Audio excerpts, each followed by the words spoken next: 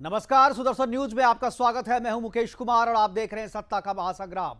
सत्ता का असली संग्राम बंगाल के नंदीग्राम में हो रहा है। कल तक जो बीजेपी टीएमसी पर आरोप लगा रही थी, वही आरोप आज टीएमसी बीजेपी पर लगा रही है। चुनाव में हिंसा करने, वोटरों को डराने और घरों में घुसकर वोटरों को मारने का आरोप जो है टीएमसी के नेता बीजेपी पर लगा रहे हैं। और ना जाने क्या क्या, हर एक बात पे जो बात कल तक बीजेपी कह रही थी वही बात आज टीएमसी कह रही है। दूसरी तरफ बीजेपी भी इसी तरीके के आरोप लगा रही है और नंदीग्राम में ममता बनर्जी बिना प्रचार किए जो जीतने का दावा कर रही थी, उसी ममता को नंदीग्राम में पोलिंग बूथ पर अब धरना देना पड़ रहा है। चुनाव आयोग और केंद्रीय गृह मंत्री पर ममता को आरोप लगाना पड़ रहा है। नंदीग्राम में मतदान अभी अभी खत्म हुआ है और जो जानकारी मिल रही है उसके मुताबिक नंदीग्राम में करीब 85% तक की वोटिंग हो चुकी है। हालांकि आधिकारिक आंकड़ा जो है 1 घंटे के बाद आएगा, लेकिन जो अनुमान है उसके मुताबिक 85% वोटिंग वहां पर हुई है। इस बम्पर वोटिंग का फायदा किसे होगा यह तो परिणाम आने के बाद पता चल जाएगा, लेकिन इस मतदान पर खून के छींटे हैं।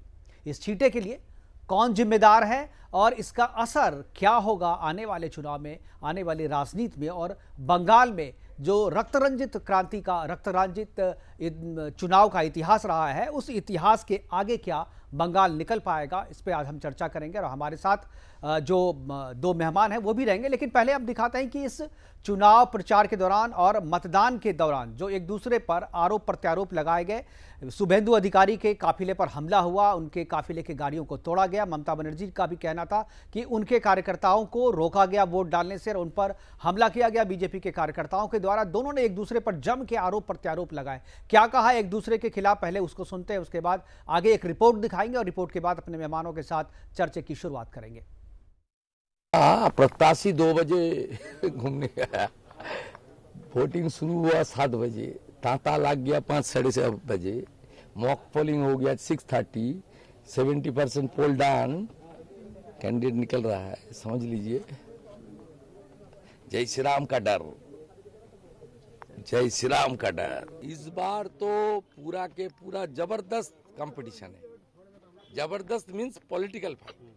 इसलिए टीएमसी डेस्परेट एटीट्यूड होकर लेकर ये सब काम कर रहा है। और इलेक्शन का अंदर में अगर वो शाउटिंग स्लोगन चले, पब्लिक को गांव से नहीं आने दे, तो किसका गलती है? इलेक्शन कमीशन को इसको बैड रिजल्ट नहीं हो रहा है, इलेक्शन कमीशन का बैड नेम नहीं हो रहा है। हम तो चाहते हैं इलेक्शन फेयर एंड फेयर हो। हम सेशन का टाइम में देखा, हम पूरे का टाइम में देखा, हम और भी बहुत सारे था जो इलेक्शन कमीशन ऐसा खराब इलेक्शन हम कभी नहीं देखा। हमारे साथ 2 मेहमान जुड़ गए हैं। दयाशंकर सिंह हैं हमारे साथ, टीएमसी के नेता, और प्रतोष सिंह हैं हमारे साथ, बीजेपी के प्रवक्ता। उनसे हम बात करेंगे, लेकिन शुरुआत दयाशंकर जी आपसे। जिस तरीके से जो कॉन्फिडेंस दिख रहा था ममता बनर्जी को चुनाव के पहले 5 दिन पहले, वो सारा कॉन्फिडेंस जो है काफूर हो गया चुनाव के आते आते, यानी मतदान के दिन आते आते वो सारा कॉन्फिडेंस जो है वो काफूर हो गया। ममता बनर्जी के चेहरे पे जिस तरीके के हाव भाव दिख रहे थे और जिस तरीके से आज ममता बनर्जी ने जाकर के पोलिंग बूथ पे धरना दिया और बीजेपी पे आरोप लगाए, चुनाव आयोग पे आरोप लगाए, प्रधानमंत्री पे आरोप लगाया, गृह मंत्री पे आरोप लगाया, क्या कह रहा है इस तरीके से ममता बनर्जी के बोलने में और उनके जो चाल ढाल में जो परिवर्तन देखने को मिल रहा है? क्या आपको लगता है कि नंदीग्राम में उनको हार का मुंह देखना पड़ेगा, इसलिए वो इस तरीके से बौखलाई हुई है? पहले तो नंदीग्राम की जनता को, सम्मानित जनता को और पूरे बंगाल की जनता को, दीदी को के पक्ष में लगभग अधिकतम वोट डालने के लिए बधाई देता हूं। रही बात बौखलाने की, तो अगर सभी लोग केंद्र से लेके स्टेट तक के मिनिस्टर तक लोग चुनाव को कहीं ना कहीं प्रभावित करेंगे, तो बौखलाना, हमारे वोटरों को रोकना, दंगा प्रसाद करवाना, ये सब लाजमी नहीं है। चुनाव आयोग को इसमें हस्तक्षेप करना चाहिए, निष्पक्ष चुनाव कराना चाहिए। कार्यकर्ताओं के एक कार्यकर्ता की हत्या भी कर दी गई है विपक्ष के द्वारा, तो बड़ा ही अशोभनीय है और हम लोग दुख इस पे प्रकट करते हैं। और काफी पार्टियां हैं चुनाव में पार्टिसिपेट कर रही हैं, लेकिन उनके द्वारा किसी तरह का ऐसे बातें सुनने को नहीं आती है, क्योंकि वो लोग निष्पक्ष चुनाव पे विश्वास रखते हैं। लेकिन एक ऐसी पार्टी जो ये भाजपा है, पूरा माहौल, इवन यहाँ तक क्या पूरे देश का माहौल खराब कर रखी है। रोजगार के लिए लोग परेशान हैं, बेरोजगार हो गए हैं, महंगाई से त्रस्त है, संस्थानों को बेचा जा रहा है। दयाशंकर जी, बीजेपी तो कोई बड़ा पहली ही बार दुखद चुनाव घटना नहीं है। लड़ रही है बंगाल में। सबसे पहली बात, बीजेपी कोई पहली बार चुनाव नहीं लड़ रही है बंगाल में, इससे पहले भी चुनाव लड़ी है और आपके खिलाफ ही लड़ी है। ये जो मुकाबला है, ये जो कॉम्बिनेशन है, ये तो पहले से ही है। तो इससे पहले तो देखिए, टीएमसी इस तरीके के आरोप मुकाबला नहीं लगाती तो थी। वो 2 तारीख को पता चल जाएगा। आपके चैनल के माध्यम से मैं बता दूं या बताना चाहता हूं कि असली मुकाबला क्या है और किससे था, वो 2 तारीख को, 2 मई को पता चल जाएगा। अभी जो है नहीं, मुकाबले मुकाबला में किसके कौन बीच है ये तो नहीं पता चल रहा है। ये 2 मई को तो ये पता चलेगा जो जीता जनता जवाब कौन देगी और कि हारा मुकाबला कौन। किससे था। जब वो रिजल्ट आएगा तो ये पता चल जाएगा कि मुकाबला किससे था। तो अभी तक तो ये बताना उचित तो नहीं क्या है। मुकाबला 2 आप तारीख को किससे क्लियर मानते हैं? होगा। आप पहले बता दीजिए, मुकाबला किसके साथ है? आपका बीजेपी के साथ मुकाबला नहीं है? नहीं, आप ये कहना चाह रहे हैं अपने वोट के माध्यम से बंगाल की जनता, पूरे देश की जनमानस जो चाह रही है वो बंगाल की जनता करके दिखाएगी और 2 तारीख को पता चल जाएगा कि किससे मुकाबला देश का जनमानस तो मोदी को चाहता है। मोदी प्रधानमंत्री हैं, लोकसभा चुनाव जीत के आए हैं। आपके बंगाल में भी उनका बहुत ही अच्छा परफॉर्मेंस रहा। अगर देश के जनमानस से बंगाल डिसाइड होगा तब तो डिसाइडेड है। एक समय था जब देश में मोदी जी की कभी लहर चलती थी और चली थी, लोग कहते थे कि मोदी लहर चल रही है। 2014 का समय था, हम लोग भी स्वीकार करते हैं, लेकिन इनके कार्यों से जनता 2014 से ज्यादा सीटें 2019 में आई है, फिर आप कैसे कह रहे हैं? 100 दिन का इन्होंने समय दिया था कि मैं अपने कार्यों में अगर सफल नहीं रहूंगा तो चौराहे पे मैं आऊंगा, क्या करिएगा आप लोग, मैं सत्ता छोड़ दूंगा। लेकिन जनता ने इनको दोबारा मौका दिया, लेकिन जनता के कार्यों में ये 100 में 100% असफल रहे, जिससे देश की जनता उब चुकी है। 1 बाय 1 करके देखिए, अदर स्टेटों से इनको नकार रही है और बंगाल में तो कुछ होना नहीं है। आसाम भी इनके हाथ से निकलने जा रहा है। कौन सा स्टेट से नकार रही है? अभी तो बिहार में जो चुनाव हुए, बिहार का चुनाव जो पूरी तरीके से बीजेपी के पक्ष में रहा, वहां एनडीए की सरकार है, वहां पे एनडीए के मुख्यमंत्री हैं। फिर आप कौन से आंकड़े और कौन से स्टेट की बात कर रहे हैं? आप जो भी मन में आ रहा है। काफी महाराष्ट्र आप देख लीजिए, पंजाब महाराष्ट्र के चुनाव पहले हो गए थे, पंजाब के चुनाव भी पहले हो गए थे। आप झारखंड देख लीजिए। चलिए, डेमोक्रेसी है, ठीक है, मैं आपकी इस बात को मानते। प्रत्युष सिंह हमारे साथ हैं, बीजेपी के प्रवक्ता हमारे साथ फोन लाइन पे जुड़े हैं। उनसे कुछ तकनीकी खराबी होने के कारण हम उनको डायरेक्ट लाइव नहीं जोड़ पा रहे हैं। प्रत्युष जी, स्वागत है आपका। और जिस तरीके से आज नंदीग्राम में हुआ, क्या वही नज़ारा पूरे बंगाल में है या सिर्फ नंदीग्राम में ये हिंसा देखने को मिली है?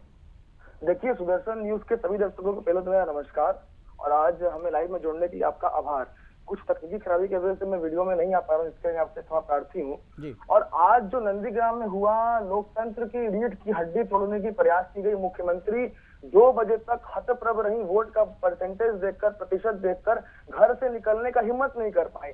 2 बजे जब उन्होंने देखा कि पूरी नाव डूब गई है तो वो जाकर वोट में निकलकर पूरी तरह से वोट को प्रभावित करने की कोशिश की, लेकिन वहां की जनता ने आकर इसका विरोध किया।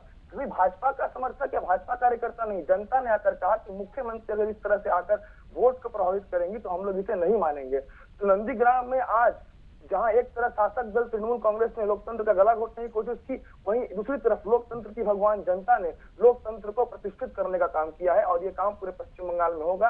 नंदीग्राम हम लोग 100% जीत रहे हैं और वोट का प्रतिशत बता रहा है कि हम लोग नंदीग्राम 50,000 वोट जीत रहे हैं और पूरे पश्चिम बंगाल में भारतीय जनता पार्टी 200 सीटों की ओर अग्रसर है। लेकिन जो आरोप टीएमसी के नेता लगा रहे हैं, ममता बनर्जी खुद लगा रही है कि भाई वहां पर टीएमसी के कार्यकर्ताओं के साथ बीजेपी के कार्यकर्ताओं ने, बाहर के बुलाए हुए कार्यकर्ता जिसको गुंडा कहती हैं ममता बनर्जी, उन्होंने घर में घुसकर टीएमसी के कार्यकर्ताओं के साथ मारपीट की है, उनको वोट देने से रोका है, पोलिंग बूथ पे नहीं जाने दिया। ये इस तरीके के आरोप लगा रहे हैं। तृणमूल कांग्रेस ये बोलती है कि बीजेपी कोई पार्टी ही नहीं है। तृणमूल कांग्रेस ये बोलती है कि बीजेपी के पास लोग ही नहीं है। तृणमूल कांग्रेस ये बोलती है कि बीजेपी को जनता ने नकार दिया है और 5 सालों में पश्चिम बंगाल में भाजपा के 140 कार्यकर्ता शहीद हुए हैं। जिस पार्टी का कार्यकर्ता रोज मारा जा रहा है, उस पार्टी का कार्यकर्ता तृणमूल कांग्रेस को वोट देने से रोक रहा है। ये बात तो सुनने में ही हास्यास्पद बात है। जिस केंद्र से मुख्यमंत्री कुछ चुनाव लड़ रही है, उस केंद्र में ऐसा हो सकता है क्या? असंभव सी बात। देखिए, जब व्यक्ति हारने लगता है तो हार को किसी ना किसी चीज के पीछे छुपाएगा तो, क्योंकि वो तो नहीं बोलेंगे ना कि मैंने काम नहीं किया, मैंने जनता को धोखा दिया है पश्चिम बंगाल की, इसलिए मैं हार रही हूँ। तो ये सब पॉलिटिकल गिमिक है, इस सब बातों पर जनता विशेष ध्यान देती नहीं है। क्या हुआ है हमने देखा है टीवी पर। अगर किसी ने वोट देने से लोगों को रोका है तो ममता बनर्जी ने बॉयल में जाकर जिस बूथ में बैठी है वहां के लोगों को वोट देने से रोका है। ममता बनर्जी ने जनता को वोट देने से रोका है 2 बजे के बाद। ये बात भाजपा कह रही है। दयाशंकर जी ऐसा देखने को ही मिला है, जो ममता बनर्जी खुद जाकर के पोलिंग बूथ में बैठ गई, वहां पे धरना दे दिया और उससे जो वोट डालने के लिए लोग आए थे उनको दिक्कत का सामना करना पड़ा, वहां पर देर से भी वोटिंग हुई।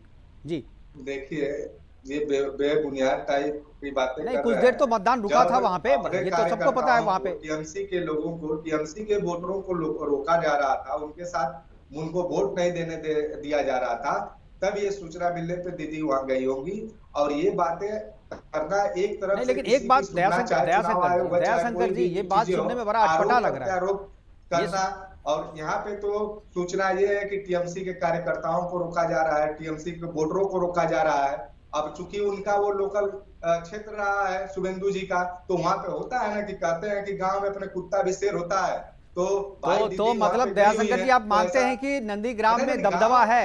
सुनिए आगे सुन लीजिए आप, जो भी अगर ऐसी हरकत वो लोग किए हैं और वोटरों को रोकने का काम किया है तो ये बड़ा निंदनीय है। रही बात तो उनका 5% वोट बैंक है, वो 5.3% पिछले बार में बीजेपी के कैंडिडेट ने पाया था।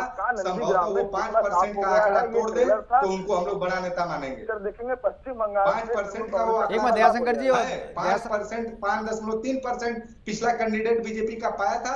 अगर वो पाते हैं तो हम उनको बड़ा कैंडिडेट मानेंगे।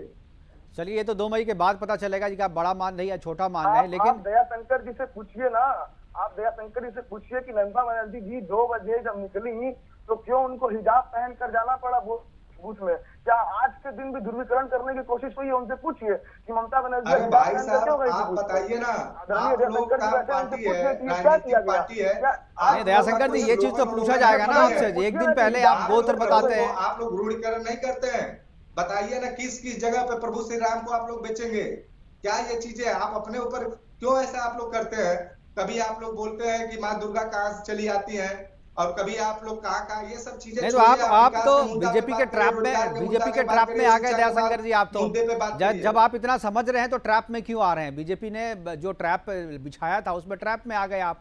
कल तक आप अपना गोत्र बताते फिर रहे थे, मंदिर जाते फिर रहे थे, आज आपको हिजाब लगाना पड़ रहा है। गुमराह करने वाले लोगों का ये चीजों का विरोध होना चाहिए। देखिए हर एक धर्म में धर्मगुरु बने हुए हैं, उनका ये काम है करना। नहीं, विरोध का ये तो कानून बना हुआ है ना, चुनाव आयोग देख रही है, चुनाव आयोग तो देख रही है इन चीजों को। मुहैया कराना, महंगाई घटाना, देश को रोजगार से जोड़ना, ये तमाम बातों पे बीजेपी को कार्य करना चाहिए। सिर्फ और सिर्फ नहीं तो आप लोग कीजिए ना। अगर बीजेपी नहीं कर पा रही है तो आप आरोप लगाइए, आप जनता को कहिए। आप जनता के बीच में ये बात क्यों नहीं कहते? आप भी तो जो बीजेपी कह रही है आप भी वही कह रहे हैं। बीजेपी कहती है जय श्री राम कहो तो आप बोलते हैं नहीं सिया राम कहो। आप तो ये नहीं कहते नहीं महंगाई बोलो। आप तो देश की जनता ऑलरेडी जान रही है बीजेपी जो शतक मार रही है पेट्रोल का, शतक के करीब पहुंच गई, शतक मार रही है और हजारा के करीब पहुंच गया है गैस। तो इसी तरह के शतक बनाते रहे, जनता इनको जनता सठिया नहीं गई है। ये सब महंगाई देख के ये लोग शतक बनाएंगे तो जनता सठिया गई है और उसका नतीजा देखिए ना हरियाणा में दिख रहा है। सीएम को प्रत्युषी जरा दयाशंकर जी को सुनते हैं, उसके बाद आपके पास क्या किया जा रहा है। तो जनता ज्यादा दिन बर्दाश्त करने वाले नहीं है, इसलिए अच्छा होगा कि जनता के हित में लोग काम करें, जनता का सम्मान करें, मन की बातें छोड़ो, बेकार करना है, काम की बातें करें। जी प्रत्युष जी अब बोलिए, आप जवाब दीजिए।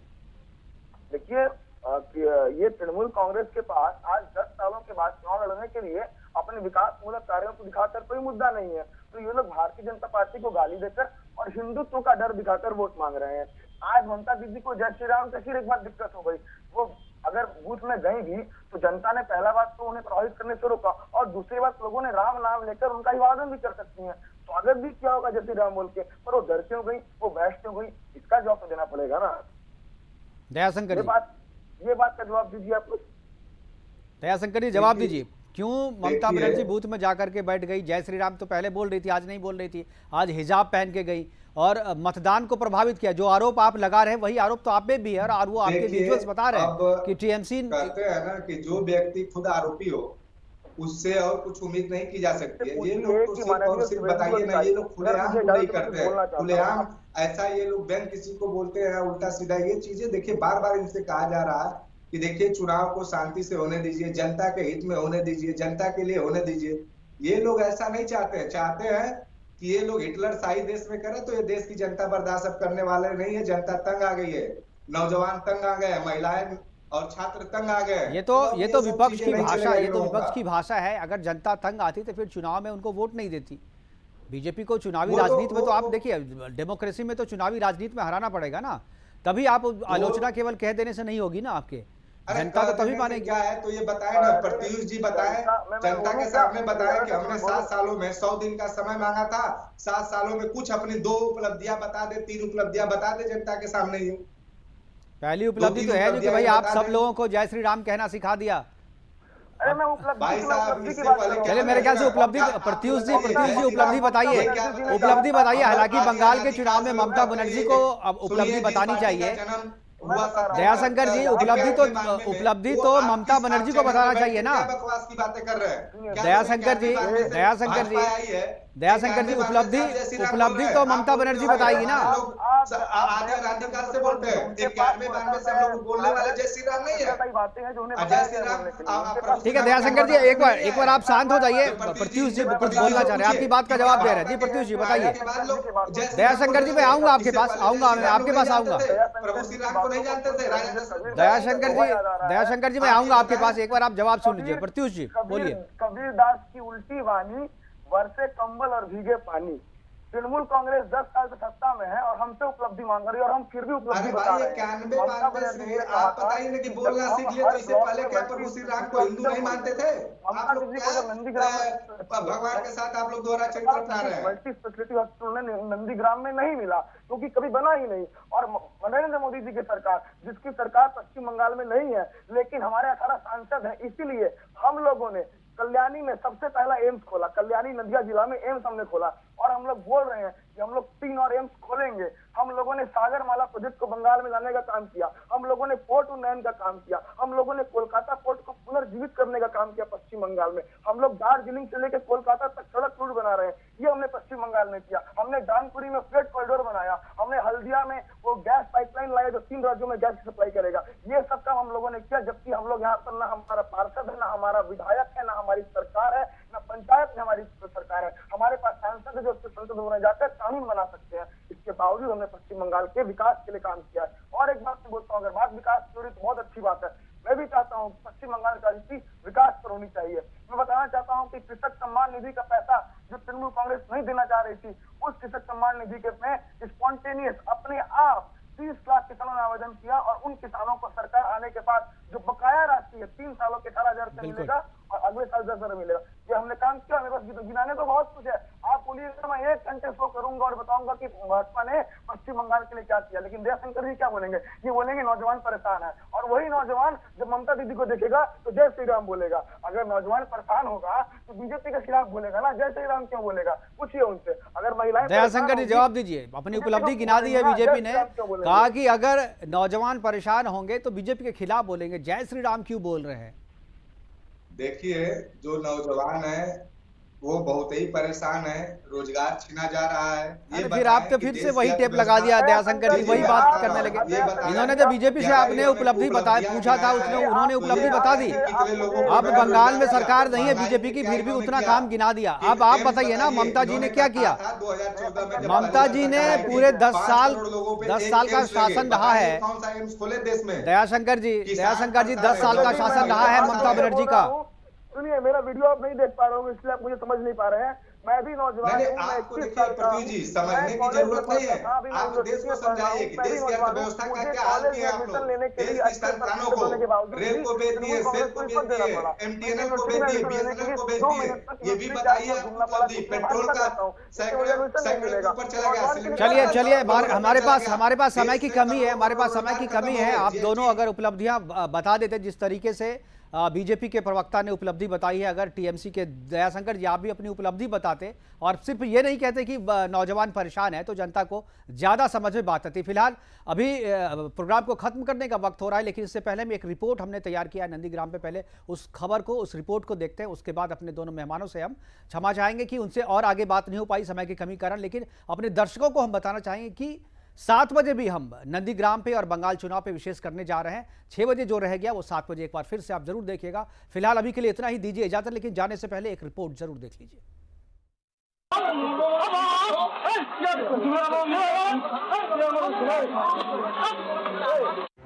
पश्चिम बंगाल में दूसरे चरण के रण में 30 सीटों पर मतदान हुआ, लेकिन सभी की निगाहें नंदीग्राम सीट पर थी, क्योंकि इस महामुकाबले में सीएम ममता के सामने शुभेंदु अधिकारी हैं। नंदीग्राम में मतदान के दौरान जहां बीजेपी प्रत्याशी शुभेंदु अधिकारी के काफिले पर हमला हुआ, वहीं पोलिंग बूथ का जायजा लेने पहुंची सीएम ममता बनर्जी ने बीजेपी पर मतदान में धांधली का आरोप लगाते हुए धरने पर बैठ गईं और बीजेपी के खिलाफ राज्यपाल तक को फोन लगा दिया। फिलहाल सीएम ममता बनर्जी के आरोप पर राज्यपाल ने एक्शन लेने की बात कही है। बंगाल में मतदान के दौरान हिंसा यहीं तक सीमित नहीं रही। वेकुटिया में बीजेपी कार्यकर्ता के सुसाइड और केशपुर में टीएमसी कार्यकर्ता की हत्या से राज्य में माहौल और गर्मा गया और इलाके में बढ़ते तनाव के बीच भारी पुलिस बल को तैनात करना पड़ा। राज्य में किसकी सरकार बनेगी, इसका फैसला तो 2 मई को होना है, लेकिन मतदान के दौरान टीएमसी के गुंडों की गुंडागर्दी जिस तरह से देखने को मिली, उसने सीधे सीधे राज्य सरकार और सीएम ममता बनर्जी पर सवाल खड़े कर दिए हैं। Bureau report, Sudarshan news.